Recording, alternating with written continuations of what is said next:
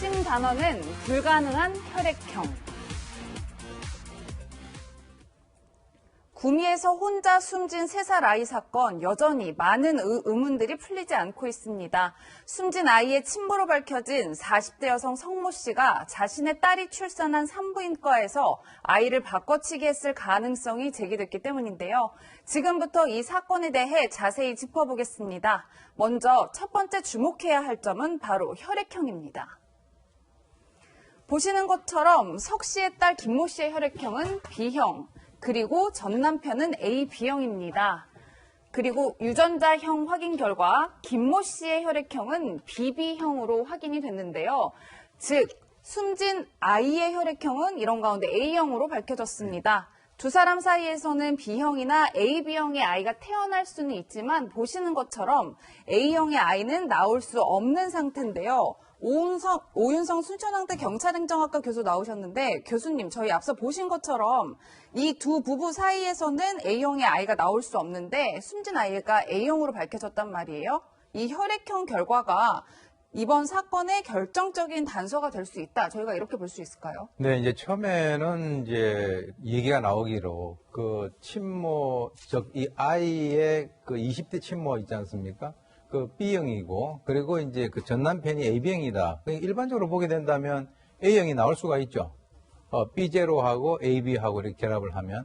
근데 이번에 이제 정밀 그 검사를 해보니까 이 20대 친모가 BB형이 나왔단 말이에요. 그렇죠. BB형이 나오면 A형이 나오는 것이 불가능합니다. 그러면 AB형하고 B형밖에 나올 수가 없는 거예요. 네. 그런데 이제 지금 뭐 경찰에서 정확하게 이 40대 이 여성의 혈액형을 밝히지는 않았습니다만 그 여성의 혈액형을 가지고는 이 A형이 나올 수 있다라고 한다면 그것이 이제 또 바로 이 혈액형 검사를 했는데 A형이 나왔다. 그럼 바꿔치기 한 시점 같은 경우는 그 이전에 이루어졌을 것이다라고 추정하는 것이 상당히 합리적이죠. 네. 예. 그러니까 대체 아이를 언제 어떻게 바꿔치기 했을까 굉장히 의문이 큰 상황인데 경찰은 딸의 출산 직후 48시간 이내에 산부인과에서 바꿨을 가능성이 높다 이렇게 보고 있습니다. 오 교수님, 이 48시간이 왜 중요한 거죠? 왜 그러냐면 지금 병원 기록에 의하면 3월 30일 날 출산한 거로 되어 있습니다. 예. 그리고 이제 뭐 병원마다 조금씩 다르긴 합니다만 이 병원은 통상 48시간 이내에 혈액형을 제치를 해서 신생아의 혈액형을요? 네, 신생아의 혈액형을 제치를 해서 기록을 한다라고 하는데 예. 그러면은 이제 4월 1일 정도 뭐 했다라고 우리가 추정을 한다면 그럼 4월 1일 이전에 이제 바꿔치기 했다. 근데 이제 지금 이 병원에서는 뭐라고 얘기를 하냐면 바꿔치기 하는 것이 불가능하다. 이렇게 얘기하는데 이 세상에 불가능한 일은 없죠. 예. 또 어떻게 보면은 또 불가능하다라고 생각을 하는데 거기에 또 어떤 빈틈이 있을 수가 있습니다. 제가 이렇게 상황을 보니까 지금 이제 이 산모가 20대 산모가 제왕절개를 해가지고 병원 3층 입원실에서 1인실에 있었단 말이에요. 예. 그리고 이제 보통 일반적으로 병원에서 신생아를 이제 놔두고 면회를 가고 하는 그런 것이 아니라 이 아이를 데려가가지고 오전 오후에는 데리고 있다가 저녁엔 신생아실에 넣었다라고 하는 이런 어떤 보도들이 있습니다. 예. 그렇다면 충분히 기간 동안에 아이를 바꿔치기 할 수 있는 그런 기회는 뭐 얼마든지 신생아실이 아닌 입원실에서 바꿔치기 할 수도 있다 이런 말씀이시네요. 충분히 있다라고 봅니다. 저는. 네. 그러면 혈액형에 이어서 이번엔 두 번째 단서를 좀 확인해 보겠습니다. 바로 훼손된 인식표인데요. 평론가님. 네. 이 2018년 3월 30일에 아이를 낳고 4월 1일쯤에 김 씨가 아기 사진을 촬영한 모양이에요. 네. 그런데 경찰 조사 결과 이 사진 속에서 이 아이의 인식표가 끊어진 채로 아기 머리 쪽에 그냥 놓여 있었다는 그렇죠. 거예요. 이 점은 아기를 바꿔치기 했다는 중요한 단서가 될 수 있다. 이렇게 네. 보는 것 같아요. 그러니까 완전히 특정할 수는 없지만, 단정할 수는 없지만 가능성은 매우 높아 보입니다. 이것을 그러니까 20대 김모 씨의 전 남편 기억하고 있다는 것 자체가 이상한 거죠. 그러니까 네. 일상적인 것은 잊어버려요. 저도 두 아이 낳았을 때 인식표가 있었든가 없었든가 당연히 있었던 것으로 알고 있는 겁니다. 네. 그냥 끊어진 걸 봤던 기억이 없으니까요. 그런데 이게 아이에게 팔뚝에 인식표를 채우는데 입원 환자들은 모두 다 찹니다만 이게 저도 차봤는데 끊어지지 않아요. 네. 이게 비닐로 돼 있는데 굉장히 질깁니다. 이것을 끊을 때는 이거 뗄 때, 퇴원할 때 간호사분이 보통 가위로 잘라주시거든요. 네. 그럼 이게 왜 풀려서 아이의 머리맡에 있었는지, 그 작은 아이가 아무리 이렇게 뭐 기함을 쳤더라도 이렇게 떨어질 리가 없는 게 왜 머리맡에 놓여 있었는지, 이 전 남편이자 사실 내 아이는 어디 있습니까라고 묻고 있는 이 아빠 입장에서는 그게 점점 더 이상하게 기억될 수밖에 없는 상황이고, 분명히 이건 유의미한 단서일 가능성은 높다, 이렇게 보여집니다. 네. 예. 오 교수님, 그러니까 지금 조금 전에 제가 본 것처럼 혈액형이 두 부모 사이에 나올 수 없는 혈액형이고, 그리고 인식표가 훼손됐다. 그렇다고 봤을 때 병원에서 아이가 바꿔치기 된 것 같다. 이렇게 경찰이 추정하고 있는 것 같아요. 네. 그러다 보니까 병원에 공모한 직원이 있었던 것 아니냐, 이런 것도 좀 수사를 하고 있는 것 같고, 그리고 혹시 딸과도 공모된 거 아니냐, 이런 것도 지금 의심하고 있는 것 같은데 어떻게 보십니까? 뭐 여러 가지 어떤 가능성을 열고 수사를 갖다 하는 것은 당연하다라고 봅니다.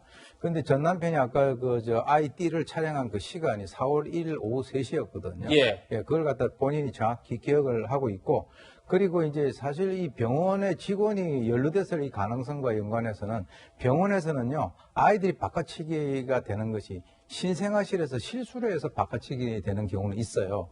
그런데 그 아이의 가족이 바꿔치기 한다라고 하는 것은 이건 굉장히 상식 밖의 일이거든요. 그렇죠. 예. 그리고 이제 설사 병원 직원이 연루돼 있다라고 하는 그 가능성에 대해서는 뭐 수사를 하는 것으로 저는 이제 알고 있는데, 그 가능성이 좀 낮다라고 봐요. 왜 그러냐면 이 여성이 내 아이를 좀 바꿔치기 하겠다.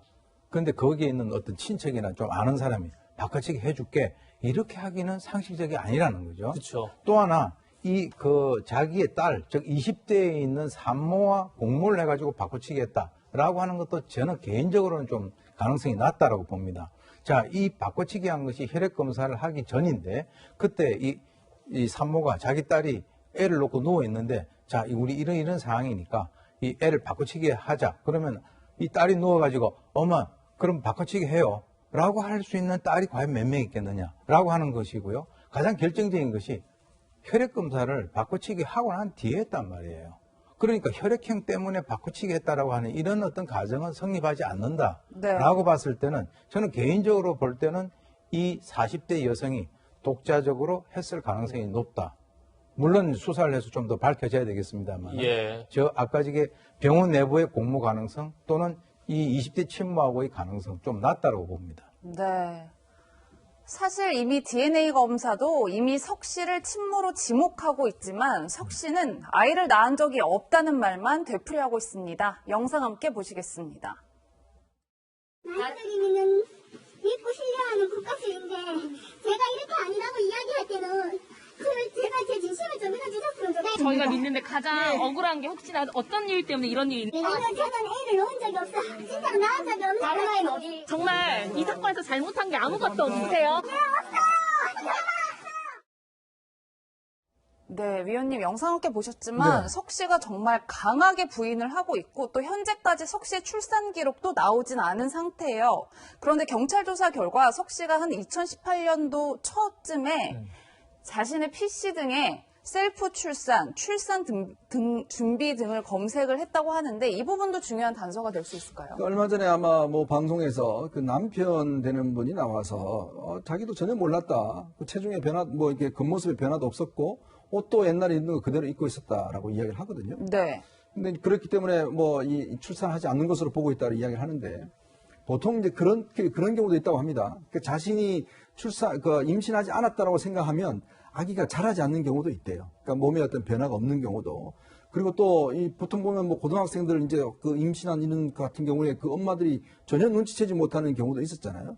그러니까 그런 거 비춰보면 지금 남편의 이야기만 전적으로 믿을 수 없는 상황이고. 네. 특히 이제 경찰이 아마 이제 이 석 씨가 이제 본인의 스마트폰이나 PC 등을 통해서 셀프 출산 이런 거를 알아봤다는데, 요즘 셀프 출산 이런 거 알아보는 분이 있나요? 굉장히 특이한 경우지 않습니까? 그리고 본인이 지금 벌써 이제 아이 둘을 낳고 난 다음에 지금 거의 50대가 가까워졌잖아요.